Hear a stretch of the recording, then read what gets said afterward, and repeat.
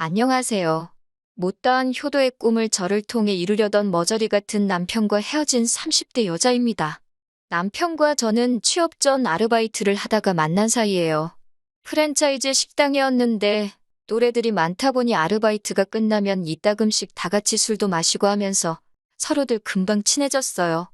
특히 남편과 저는 집이 같은 방향이다 보니 남편이 저를 데려다 주는 일이 많았고요. 붙어 있는 시간이 많으니 이런저런 대화를 나눌 기회도 많았고, 그러면서 서로 조금씩 마음의 문을 열게 되었습니다. 그러다 남편이 먼저 취업을 하면서 아르바이트를 관뒀고, 저도 2달 후 원하던 직장에 들어가게 되면서 아르바이트를 그만뒀지요. 이후로는 이따금씩 만나 서로 고민거리도 털어놓고 힘이 되어주면서 호감만 가진 채 좋은 친구로 몇 년을 지냈습니다. 그러다 30이 넘어가던 시기에 자연스레 연인 사이로 발전했고, 사귄 지 1년 만에 결혼 이야기까지 나왔네요. 저는 당시 부모님과 함께 살고 있었지만 남편은 자취를 하고 있었어요. 대학교에 들어온 이후로는 줄곧 서울에서 혼자 살았다고 하더라고요. 명절부터 연말까지 특별한 날은 가족과 보내는 게 일상이던 저와 달리 남편은 가족과 왕래도 적었고 명절에 내려간다고 하더라도 밥만 먹고 후딱 올라오기 바빴습니다. 언젠가 한번 제가 가족이 아예 없는 것도 아니고 왜 그렇게 지내냐 물으니 한다는 말이 그냥 귀찮다대요. 어머님 아버님도 남편더러 굳이 내려오라 하지도 않으시고 서로 신경 쓰지 않는다고요. 그때는 그저 저희 집이랑 가풍이 다르구나 단순히 그렇게 생각했어요. 결혼을 준비하면서 당연히 서로의 경제 상황도 알게 되었는데 솔직히 깜짝 놀랐습니다. 남편은 중소기업이긴 했어도 달에 실수령액이 300 가까이 되는 회사에 다니고 있었는데 직장생활 5년 동안 모아둔 돈이 3천만 원밖에 되지 않더라고요. 남편이 말하기를 아르바이트를 하던 시기에는 벌어서 집세랑 생활비, 그리고 취업 준비를 위한 이런저런 활동에 전부 다 쏟아부었고 직장에 다니기 시작한 이후에도 집세랑 생활비는 계속해서 나갔기에 돈을 모으기가 어려웠다대요. 남편 말을 듣고 나니 아주 이해가 안 되는 건 아니라서 그러냐 하고 더는 따지지 않았습니다. 둘이 결혼해서 안정적인 가정을 꾸리면 얼마든지 나아질 사정이란 생각도 들었으니까요. 아무튼 그렇게 남편이 모아둔 돈 3천에 시댁으로부터 2천만 원을 추가로 지원받았어요. 형편이 좋지 않은 시댁이라서 2천만 원을 해주신 것만으로도 감사했네요.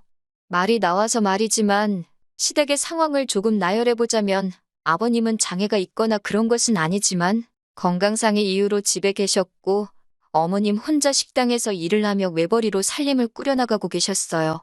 남편 아래로는 이제 막 대학에 들어간 나이 차이가 제법 나는 어린 신우가 한 명 있었고요. 저희 집 이야기도 살짝 해보자면 저희 부모님은 2분이서 작은 사업체를 운영하고 계십니다. 그렇다고 연매출 몇 억, 그런 건 아니고요. 2분이 생활하시고 노후 준비하시는데 부족하지 않을 정도로 되는 사업장이에요. 저희 부모님은 저 결혼한다고 8천만 원 지원해 주셨습니다. 저는 6천만 원을 모아둔 상황이었고요. 정리해보자면 남편은 총 5천을 저는 총 1억 4천을 들고 결혼한 거예요. 사정이 이렇다 보니 남편과 상의 끝에 예단은 생략하기로 했습니다. 그런데 어머님께서 그래도 당신하고 당신 친척들 옷 한 벌은 해줘야 하는 거 아니냐고 그러시대요. 참고로 저희 어머님 7남매십니다. 아버님도 4남매시고요. 저는 생각할 필요도 없었기에 어머님 아버님 옷 한 벌씩은 해드릴 수 있지만 다른 분들 건 무리라고 단칼에 안 된다 했습니다. 그랬더니 어머님께서 하시는 말씀이 1억 4천 해오지 말고 1억 3천 해온다 생각하고 1천만 원은 옷값으로 쓰면 되는 거 아니냐고요. 저는 그건 말도 안 된다고 또다시 단칼에 거절을 했고 그랬더니 어머님이 남편더러 치사하고 더럽다 그러셨다대요. 이 소리는 나중에씩 올리고서 들었어요. 에휴. 아무튼 정말로 치사하고 더러워서 그러셨는지 어머님도 더는 말씀을 안 하셨습니다. 대신 약속한 대로 결혼 전 어머님 아버님하고 신우한테 백화점에서 고가 의류 한 벌씩 선물했어요. 그나저나 남편은 저희 집에 뭐 좀 했냐고요? 하긴 개뿔을요. 아무것도 안 했네요. 지금에서야 돌이켜 생각해보면 제가 정말 배알도 없는 엑스였던 모양이에요. 그놈의 사랑받는 며느리가 뭐라고 그 사랑 좀 받아보겠다고 어머님 아버님께 잘하려고 노력했어요. 결혼 전에는 시댁에 왕래도 전혀 없던 남편이 갑자기 언젠가부터 주말만 되면 시댁에 내려가서 밥 먹고 오자 그러고 어머님께 전화 좀 드리라고 그래도 결혼하고 나니까 부모님 소중한 걸 깨닫고 저러나 보다 싶어서 옆에서 장단 맞춰주고 같이 노력했습니다. 근데 호의가 계속되면 호구로 본다더니 결혼한 지 한 1년도 되지 않았을 시기부터 어머님도 그렇고 신우도 그렇고 제가 신우를 챙기기를 바라더라고요. 솔직히 가끔 용돈 주고 그런 것까지는 괜찮았어요. 그런데 언젠가부터 신우가 이거 필요하다 하면 어머님이 네 언니더러 그러니까 저 말이에요. 저더러 사달라 하라 그러고 신우가 용돈 필요하다 하면 저한테 연락하라 그러고 신우의 요구는 점점 많아지고 구체적으로 변해갔는데 어머님은 그럴 때마다 당연하다는 듯이 저를 찾으셨습니다. 저더러 해주래요. 뭐가 됐건 제가 해주면 될 거 아니냐고요. 솔직히 하다못해 신우가 하는 말이라도 듣기 좋게 하고 예의 바르게 행동했다면 제가 예뻐서라도 알아서 먼저 챙겨줬을 거예요. 저는 언니도 없고 동생도 없는 외동이었기 때문에 늘 형제간 자매간의 정이 그리운 사람이었으니까요. 그런데 신우는 일단 저를 보면 인사도 잘 안 합니다. 고개만 까딱, 용돈 줄 때도 까딱, 뭐 하나 사줘도 까딱. 하루는 어디서 배워먹은 버르장머리인가 싶어서 참다 못한 제가 인사를 그렇게밖에 못하냐 물으니 신우가 눈을 치켜뜨면서 그러면 뭐 절이라도 할까요? 그러는데 온갖 정이 뚝 떨어지더라고요. 그래서 그 일 이후로는 용돈이고 쇼핑이고 싹 끊었습니다. 그랬더니 며칠 뒤 어머님께서 연락을 해오셔서는 신우가 풀이 죽어있다며 무슨 일이 있었냐고 물으시대요. 그래서 신우가 그간 저에게 보인 태도에 대해서 낱낱이 이야기하니 기껏 하신다는 소리가 당신들, 그러니까 어머님 아버님 말이에요. 한테도 그런답니다. 그러면서 신우가 막둥이라 수줍음도 많고 저는 올케니까 어려워서 그러는 거라며 어른인 저더러 이해를 해주라나요. 대학생도 어린애로 쳐줘야 되는 건지 그러면 어머님이 옆에 끼고 살지 그러세요 소리가 정말 목구멍까지 올라오는 걸 간신히 참았네요. 그렇게 신우 일이 어느 정도 일단락 되던 무렵 남편은 남편대로 제 속을 뒤집어 놓는 소리를 하더군요. 뜬금없이 어머님 아버님께 생활비를 드리고 싶다나요. 제가 드리고 싶으면 드려라 대신 그럼 나도 친정부모님께 생활비 보내드리겠다 했습니다. 그랬더니 남편이 한다는 말이 그러면 자기는 시댁에 50만 원을 할 거니까 저는 30만 원만 하래요. 어이가 없어서 심지어 약간이긴 하지만 제가 실수령액도 더 많은데 제가 왜 그래야 하냐고 그런 법이 어디 있냐 물으니 자기네 집은 어머님 혼자 외벌이지만 저희 집은 장인 장모님 두 분 다 돈을 벌지 않으시냐며 그러니 어려운 집을 더 많이 도와줘야 한다나요? 솔직히 저는 아버님이 진짜 어디가 안 좋아서 일을 안 하신다고 생각하지 않아요.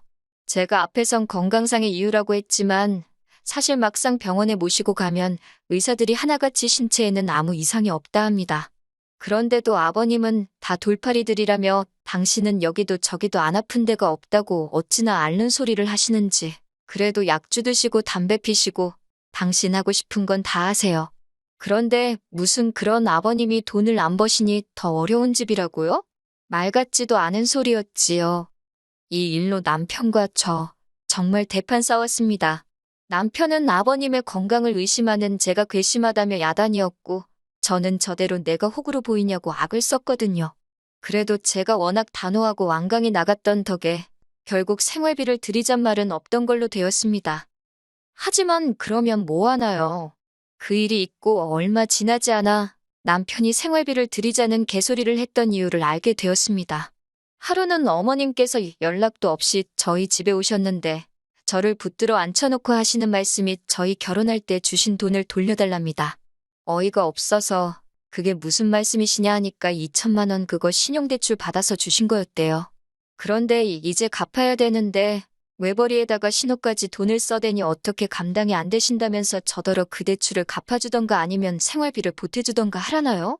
그 일로 남편하고 또 대판 싸웠습니다. 남편은 신용대출인지 몰랐다면서 저더러 그냥 돌려드리자는데 돌려드릴 돈도 없었고 솔직히 억울하더라고요. 그래서 생활비를 드리던지 말던지 알아서 하라고 대신 월급엔 손 떼지 말고 당신이 투잡을 뛰던 쓰리잡을 뛰던 따로 벌어서 드리라 했습니다. 남편은 저더러 너무한다. 서운하다 했지만 저는 들은 채도 안 했어요.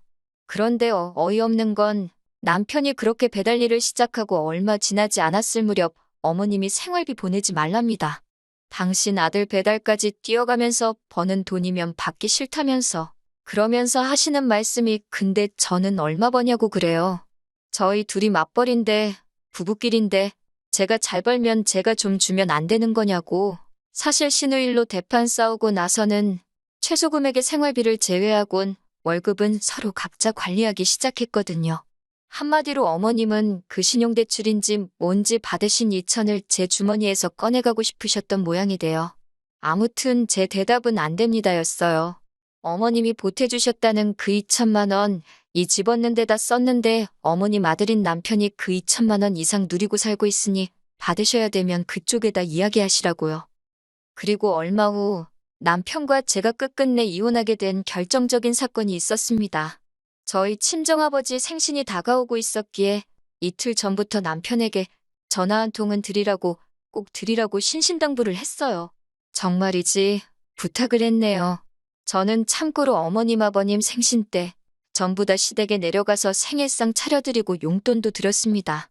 하지만 남편한테 저랑 똑같이 하라고 그런 건 바라지도 않았고 전화만 한 통 드리라고 했어요.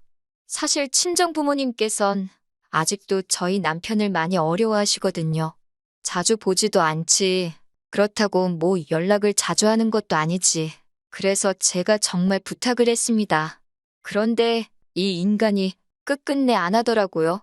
그러면서 한다는 말이 어차피 주말에 처갓집에 간다 하지 않았냐. 그때 하면 되지 저더러 유난이라나요? 그런데 그날따라 왜 그렇게 그 말이 서럽게 들리던지.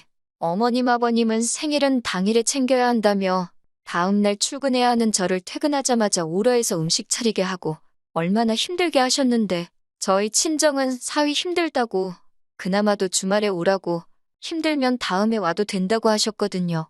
순간 이뿐만이 아니라 별의별 게 다 기억이 나고 비교가 되면서 막 끓어오르는 분노를 참을 수가 없었습니다. 그래서 남편더러 너는 손가락이 부러졌냐고 그깟 전화 한 통 드리는 게 그렇게 일이라서 사람을 서운하게 하냐고 소리를 질렀습니다. 그랬더니 한다는 말이 자긴 못한대요. 그냥 무조건 못한답니다.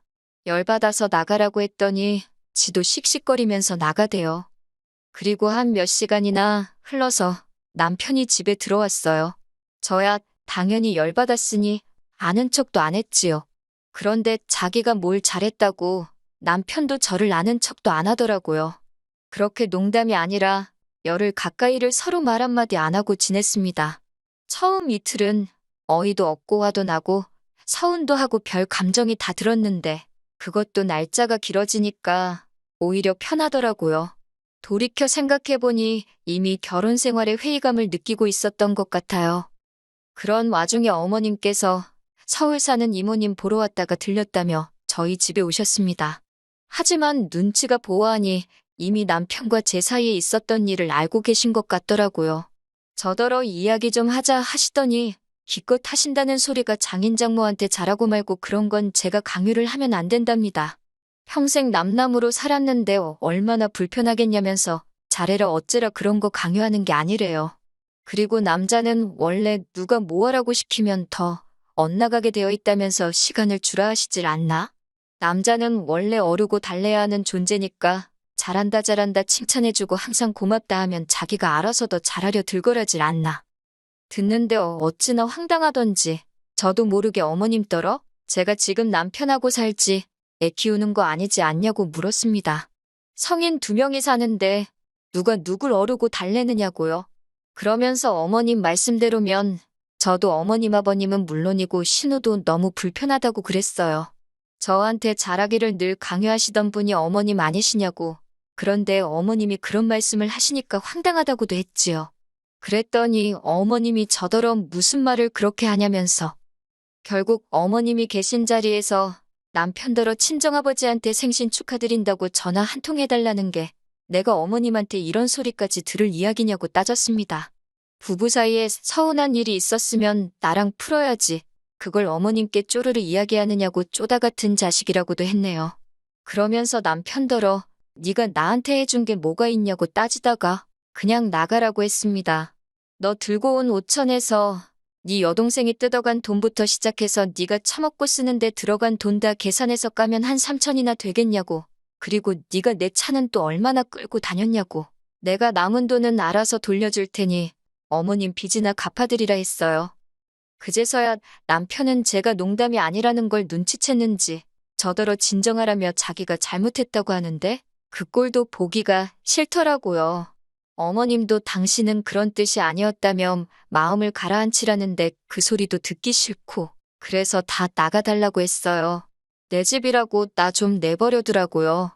혼인신고 안 되어 있는 게 어찌나 다행이다 싶던지. 너 같은 놈한테 들인 시간과 공이 아까워서 억장이 무너지지만 그래도 더는 이렇게 못 살겠다 하곤 완전히 이별을 고했네요. 솔직히 지금도 후련하다기보다는 찝찝해요. 혼인신고만 안 되어 있지. 절 아는 사람들은 어차피 다 저를 이혼녀로 볼 테니까 그것도 화가 나고 계속해서 미안하다고 연락해대는 남편도 재수없고 남자가 원래 철이 없다는 헛소리나 하시는 어머님께는 그러니 아버님이 그따위로 사시는 거라 쏘아붙이고 싶어요. 그래도 차마 저희 친정부모님 얼굴에 먹칠할까 싶어 마지막 말만큼은 안 하고 누르고 또 누르는 중이네요. 하루빨리 후를 털어버릴 수 있으면 좋겠습니다.